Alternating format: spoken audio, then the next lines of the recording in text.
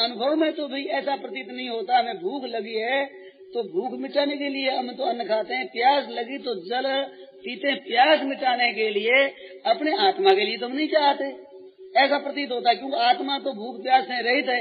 ये तो बात है सुनी हुई, शास्त्रों की पढ़ी हुई। और भूख प्यास मेरे को लगती है, ये होता है अनुभव शरीर के साथ एक मानने के कारण से। तो इनमें दोनों में शंका पैदा होती। एक बात वहाँ की ले ली, एक इधर की ले ली, तब शंका पैदा हो गई। अगर आप इधर की लेते तो आत्मन सुकामा श्रुति लग जाती, और उधर की लेते तो भूख प्यास की आपके नहीं होती। किंतु भूख प्यास के लिए जो इच्छा होती है मन में, अब थोड़ी सी बारीक बात है, केवल आत्मा की तरफ आपका लक्ष्य होता तो भूख प्यास जो लगती है शरीर को, प्राणों को क्षुधा पिपासा प्राणस्य, तो ये प्राण को जब क्षुधा पिपासा लगी तो आत्मा के स्वरूप में आप अपने आप में स्वरूप में स्थित रहेंगे तो भाई जल की एक जरूरत दिखती है, जल की और अन्न की आवश्यकता प्रतीत होती है। ऐसा तो आपके भान होता है, भूख लगी है प्यास लगी ये प्रतीत होता, परंतु मैं भूखा प्यासा हूँ ये प्रतीत नहीं होता। कब कि जब शरीर से अपने को आप अलग समझते, तब जैसी शास्त्र में बात कही वैसा ही अनुभव होता तो भूख प्यास की जरूरत दिखती शरीर के लिए। फिर तो बात ये होती कि अपने लिए तो भाई ना जल की जरूरत है, ना अन्न की जरूरत है, ना कोई वस्त्र की जरूरत है, ना किसी की जरूरत है। क्यों कि अपना जो स्वरूप है उसमें तो कोई विकार नहीं है, विकृति नहीं है, उसमें कोई कमी नहीं है, उसमें कोई अभाव नहीं है। तो उसके लिए जरूरत किस बात की होती? उसके लिए तो जरूरत है ही नहीं।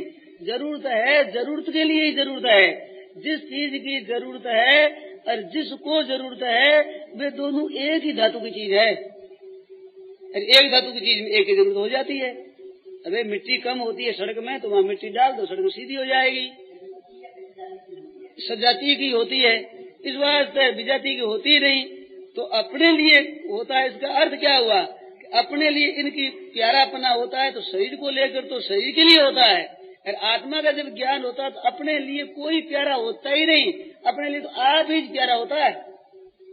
अपने लिए आप ही प्यारा होता है, कोई प्यारा और है ही नहीं अपने लिए। तो इस बात से अपने लिए तो आवश्यकता कभी हुई ही नहीं, जरूरत हुई ही नहीं कभी। किंतु जड़ता को स्वीकार कर लिया तब अपने लिए जरूरत हुई, आत्मा के लिए जरूरत हो गई पदार्थों की।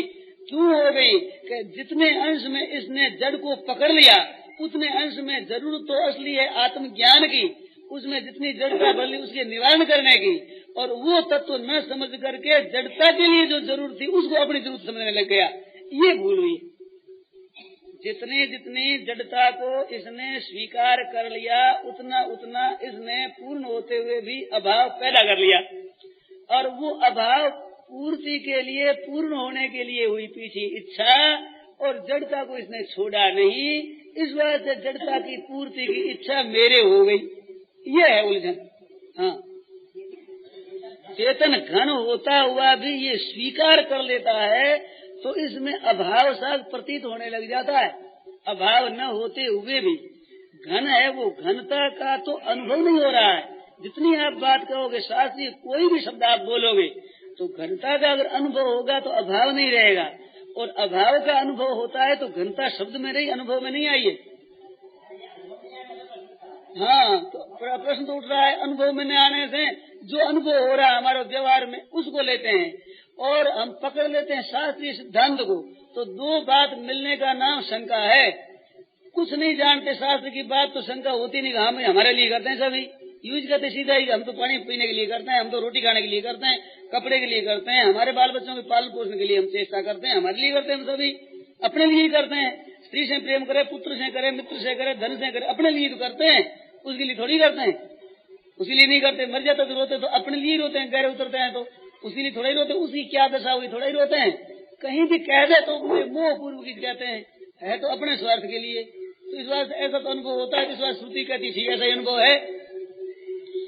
परंतु जब अपने स्वरूप को अलग आप समझोगे तो अपने लिए दूसरा प्यारा होता है। ये बात लागू नहीं होगी। ये बात लागू तभी होती है कि जब तक जड़ के साथ संबंध मिला हुआ है और जड़ की कमी कभी पूर्ति होती नहीं। वो जड़ खुद ही अपूर्ण नहीं है। पूरा का पूरा जड़ सबका सब प्राकृत पदार्थ मिल जाए सबका सब तो भी अपूर्ण नहीं है। उस अनंत अपूर्ण है। प्रकृति का कार्य मात्र जितना अनंत देख लो अपनी दृष्टि से, वो सबका सब अपूर्ण है, पूर्ण परमात्मा है। तो बिना परमात्मा की प्राप्ति के इस जीव को पूर्णता मिलती नहीं, और वहम पड़ गया जड़ता के कारण से पूर्ति होगी। ये खास बात है, खास ग्रंथ यहाँ है। अब उस कमी को पूर्ति करना है जड़ता के द्वारा, और वो जड़ता के द्वारा होनी है नहीं। परमात्मा की प्राप्ति भी ये चाहता है, तो भी जड़ता के द्वारा चाहता है, जड़ता को साथ में रख करके चाहता है। इंद्रियों से हम भजन कर लेंगे, मन से हम चिंतन कर लेंगे, बुद्धि से उसका निर्णय कर लेंगे, और हाथों से हम दान पुण्य कर लेंगे, द्रव्य से हम दूसरों को उपकार करके परमात्मा की प्राप्ति कर लेंगे।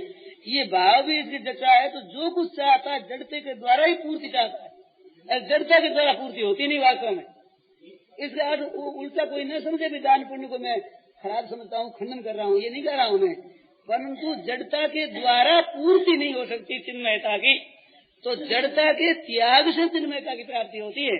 वो जड़ता के त्याग का तरीका है, दान करना है, पुण्य करना है, तीर्थ करना है, व्रत करना है, उपवास करना है, उपकार करना है, सेवा करना है, ये त्याग का तरीका है। जड़ता के साथ संबंध विच्छेद करने का तरीका है, न कि परमात्मा की प्राप्ति करने का तरीका। परंतु प्राप्ति का तरीका कोई माने तो अपने निषेध नहीं करते, क्योंकि जड़ता मिटाने से प्राप्ति होगी, प्राप्ति का भी तरीका ही है ये, इस वजह से इसको तरीका मान लेते हैं। तो वास्तव में चिन्मयता की प्राप्ति का तरीका है जड़ता के साथ संबंध विच्छेद करना, तो उसकी प्राप्ति स्वतः सिद्ध है। इस वजह से कहते हैं नित्य प्राप्त की प्राप्ति करना है, अप्राप्ति की प्राप्ति नहीं करना है। वो तो नित्य प्राप्त है, और वास्तव में देखा जाए तो नित्य प्राप्त चेतन तत्व अपना स्वरूप ही है, और कोई नित्य प्राप्त नहीं है। कैसे नहीं नित्य प्राप्त? ख्याल करना जरा, नित्य प्राप्त उसके सिवाय दूसरी चीज नित्य प्राप्त है ही नहीं। बचपन से आज दिन तक का आपका मेरा शरीर माना जाए तो शरीर बचपन का था, वो है क्या आज? ये तो बिल्कुल रोजाना बदलता है, प्रति क्षण बदलता है। नित्य प्राप्त का अप्राप्त ही है। पदार्थ जितने सब अप्राप्त है, क्षण परिणामिनो भावा रीते स्थिति शक्ति। उस स्थिति शक्ति के सिवाय सबके सब भाव क्षण परिणामी है। तो क्षण परिणामी तो प्राप्त कहाँ है? प्राप्त तो जो हमारे कब्जे में रहे तब होता है, जावे वो प्राप्त कहाँ है? गंगा जी का जल बह रहा है, हमें दिखता है वहीं तक जल भरा है, साहब जहाँ तक भरा वहीं तक, कल से आज वहाँ तक भरा है, भरा नहीं, एक क्षण भी से नहीं जा रहा है, तो वो जल है नहीं, जल प्राप्त नहीं है, जल तो अप्राप्त ही है। फिर अप्राप्त अगर कहो तो लोग हंसेंगे, कैसा मूर्ख है, अप्राप्त क्यों? प्राप्त है ना, स्नान कर लेते हैं, जल पी लेते हैं, ठंडा सा मालूम देता है, प्राप्त है, तो ऐसा दिखता है प्राप्त, प्राप्त है नहीं। कि प्राप्त कहाँ है? जहाँ हाथ छो वो तो चल गया, दूसरा आ गया, तीसरा गया, चौथा, वो तो जा रहा है, प्राप्त है ही नहीं। इस तरह से कोई भी संसार का पदार्थ है, शरीर, इंद्रियां, मन, बुद्धि, प्राण, कोई भी प्राप्त नहीं है। प्राप्त अपना आप ही है, प्राप्त ही वही है। अब उसमें जो ये कर्ता बनता है, भोक्ता बनता है, दृष्टा बनता है, घ्राता बनता है, रचयिता बनता है, स्पृष्टा बनता है, इसमें भी आप ख्याल करके देखें। जो वेदांत के सिद्धांत वाले भाई बहन विशेष ध्यान दें, बड़ी बढ़िया बात है, साधक के बड़ी काम की। हम जब देखते हैं, वे मैं देख रहा हूँ, तो देख रहा हूँ, फिर दूसरे समय में मैं बोल रहा हूँ, तीसरे समय में खा रहा हूँ, चौथे समय में जा रहा हूँ। अब विचार कर देखो, देखना अपना निरंतर कहाँ रहा, खाना पना भी निरंतर कहाँ रहा, जाना भी हमारा निरंतर कहाँ रहा, बोलना भी हमारा निरंतर कहाँ रहा। और जो निरंतर नहीं रहता वो तो अंतर पड़ता है, तो जाता रहता है, रहा कहाँ? रहा नहीं तो प्राप्त कैसे? तो प्राप्ति नहीं तो नित्य प्राप्त कैसे? जब प्राप्त ही नहीं तो इसको नित्य प्राप्त कैसे कहें? ये तो प्राप्त है ही नहीं। जो प्राप्त नहीं है उसको प्राप्त मान लिया, इसलिए जो प्राप्त है उसको अप्राप्त मान लिया। किसके बल पर? कि जो नहीं प्राप्त है उसको प्राप्त मानने के बल पर। ये हमारे नहीं प्राप्त को प्राप्त माना है, इतने अंश में ही हमारी अधूरापन की बात है, इतने में जिज्ञासा है, इतने में हमारी मुमुक्षा है, इतने में हमारा साधन है, यही हमारा कर्तव्य है। जो कुछ है जो इतने में ही है, जो हमने नित्य प्राप्त नहीं है उसको अपना प्राप्त मान लिया। इसके कारण से नित्य प्राप्त है उसको अप्राप्त देखने लग गए, क्योंकि उधर से दृष्टि हट गई, अप्राप्त में ही दृष्टि लग गई, हमारा दृष्टिकोण ही अप्राप्त की तरफ हो गया, और अप्राप्त को ही हम उन्नति मानने लग गए। ये ज्यादा मिल जाए, उन्नति चला गया तो अवनति हमारी हो गई। हमारी कोई उन्नति है ना अवनति है, हमारा तो है ज्यों का त्यों है। परंतु इसकी उन्नति से उन्नति, इसकी अवनति से हमारी अवनति, ये हमने मान लिया। इस मानने के आधार पर अपने में कमी मालूम देती है। केवल ये मानने से कमी और कमी है नहीं। और वो मानने से क्या हुआ कि जितनी क्रियाएं होती है उन क्रियाओं के भी अपने कर्ता बन गए।